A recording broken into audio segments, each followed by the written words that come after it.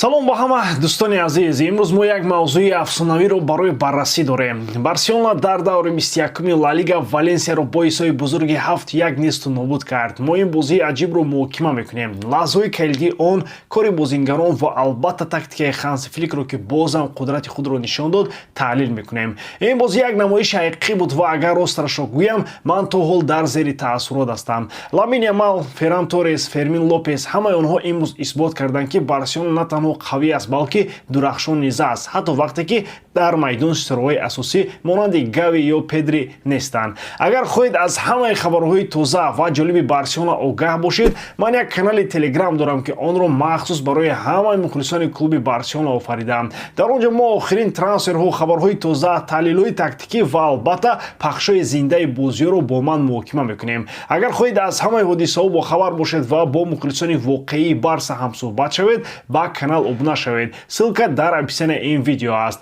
Дар он ҷо танҳо одамони худӣ ҳастанд, мухлисони ҳақиқии кулест. Акнун биёед ин бозии афсонавиро баррасӣ кунем. Оғоз мекунем.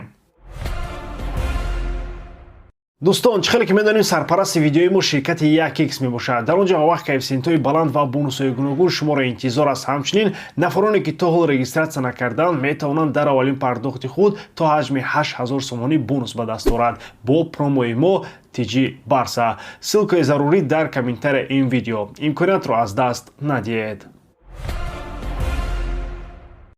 сар мекунем аз ҳайати асосӣ. Ханси Флик дар ин рақобат ин гуна бозингаронро ба майдон баромад ва гуфтаниам ки ба ин гуна ҳайат ҳеҷ кас боварӣ надошт ки ҳисоб чунин калон мешавад. Хайне, оғози ин бозӣ барои Валенсия воқеан як шок буд. Барселона аз дақиқаи аввал бозиро пурра зери назорати худ гирифт. ҳанӯз дар дақиқаи сеюм Френки де Йонг бо паси Ламин Ямал гол зад. Пас аз 5 дақиқа Ферран Торрес ҳисобро 2 баробар кард ва дар дақиқаи 14 Рафиня ҳисобро 3-0 кард. Дар ин лаҳза ба назар мерасид ки меҳмонон комилан боварӣ ба бозиро аз даст доданд. Вақте Фермин Лопес дар дақиқаи 24 голи 4-ро зад, маълум шуд ки ин бозӣ як нишондиҳандаи дигари қудрати Барселона хоҳад буд. Ҳисоб дар қисми аввал дубли Ферминро нишон дод ки дар дақиқаи 4-уми вақти иловагӣ голи 5-ро зад. Ин ҳиматгари ҷавон қаҳрамони ҳақиқии ин бозӣ шуд ва 4 хол гирифт, 2 гол ва 2 паси голӣ. Барселона 15-ум ғалабаи пурқуввати мавсимро ба даст овард ва дастаи онҳо равшан дар авҷи қудрат аст. Онҳо дар миёна аз 3 гол бештар дар як бозӣ мезананд ва ба ҳарифон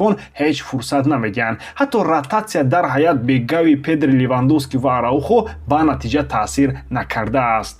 дӯстони азиз, биёед аз ин лаҳза лаззат барем. Ин Барселона дигар он даста нест ки аз гум кардани тӯб ё хатогӣ метарсад. Ин як дастаест ки ҳамла мекунад, ҳукмфармоӣ мекунад. ва Ламин Ямал ин бача ҳамагӣ 17 сол дорад, аммо оромӣ ва маҳорати ӯ дар майдон воқеан аҷиб аст. Паси ӯ ба Де Йонг як намунаи ҳақиқии санъати футбол ва Фермин Лопес ин як истеъдоди фавқулода аст. Голи дуввуми ӯ пеш аз танаффус нишон дод ки ӯ на танҳо паси голӣ медиҳад, балки бозиро ба зиммаи худ гирифта метавонад. Ба назари ман мо гувоҳи таваллуди як истораи нав ҳастем. Аммо муҳимтарин чиз ин аст ки Ханси Флик чӣ тавр кор мекунад. ӯ аз таҷриба кардан намеҳаросад, ба ҷавонон боварӣ мекунад ва ин натиҷа медиҳад. Имрӯз маълум буд ки даста бо боварӣ бозӣ мекунад. Барселона на танҳо ғолиб мешавад, балки бо сабқи зебо ғолиб мешавад. баъди танаффус Валенсия тавонист каме ба худ биёяд ва ҳатто дар дақиқаи 59 як гол зада бошад. ӯ Годуро аз хатои хурди ҳимоятгарони Барселона истифода бурда голи шарафро зад, аммо бо ин хабарҳои хуб барои меҳмонон хотима ёфт. Пас аз 7 дақиқа Роберт Левандовски ба ҳаят ҳамчун ивазкунанда ворид шуд, ҳисобро 6-1 кард. ин ҳамлагари полшагӣ дар майдон ҳамагӣ 30 дақиқа бозӣ кард, вале вақти кам барои нишон додани маҳораташ кофӣ буд. Баъд дар дақиқаи 75 ҳимоятгари Валенсия Сезар Тарега тӯбро ба дарвозаи худ зад ва ҳисобро ба 7-1 расон. ин ғалаба ба Барселона имкон дод ки дар ҷадвали Ла Лига ба ҷои сеюм барояд, ҳамагӣ бо 3 имтиёз аз Атлетикои дуввум ақиб монда.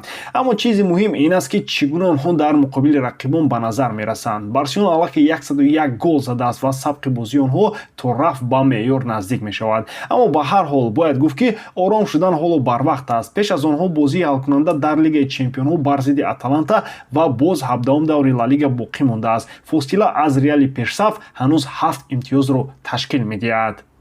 шумо медонед ки дар ин бозӣ чӣ чиз бештар аз ҳама моро шод кард? Ин тавозуни байни ҷавонон ва таҷрибадорон буд. Ламин Ямал, Фермин Лопес, Марк Касадо ин бачаҳо нишон доданд ки онҳо метавонанд асоси Барселонаи оянда шаванд ва дар ҳамин ҳол Роберт Левандовски ҳатто ҳангоми иваз шудан бозингари калидӣ боқӣ мемонад. Ин намунаи аълои корбарии Ханси Флик аст ва биёед интизоми даставиро фаромӯш накунем. Даста прессинг мекунад, зуд тӯбро бармегардонад ва суръати бозиро зери назорат мегирад. ин сабқ маро ба беҳтарин замонҳои Барселона хотиррасон мекунад. Албатта ҳоло кори зиёд бояд анҷом дода шавад, бахусус агар мо дар бораи рақобат бо Реал ҳарф занем. Аммо чунин ғалабаҳо ба мо бовар медиҳанд ки Барселона метавонад боз беҳтарин дар Аврупо шавад. Пас аз ин ғалаба Барселонаро ду озмоиши муҳим интизор аст: бозӣ бо Аталанта дар Лигаи Чемпионҳо ва идомаи таъқиб кардани Реал дар Ла Лига. Аммо калиди муваффақият субот аст. Ғалаба бар Валенсия нишон дод ки даста метавонад дар сатҳи баланд бозӣ кунад, ҳатто бе чанд бозингарони асосӣ. Фермин Лопес, Ламин Ямал ва дигар бозингарони ҷавон аллакай нишон медиҳанд ки метавонанд масъулиятро бар дӯш гиранд ва чунин мураббиён мисли Ханси Флик медонанд ки чӣ гуна истеъдодҳои ҷавонро ба истороҳои ҷаҳонии футбол табдил диҳанд. Аммо саволи асосӣ ин аст: оё Барселона ба қадри кофӣ устуворӣ хоҳад дошт то Реалро дар Ла Лига расад? Дар дастаи каталонӣ ҳамаи чиз ҳаст ки ин корро анҷом диҳад, вале фориғбол шудан ҳеҷ гуна мумкин нест.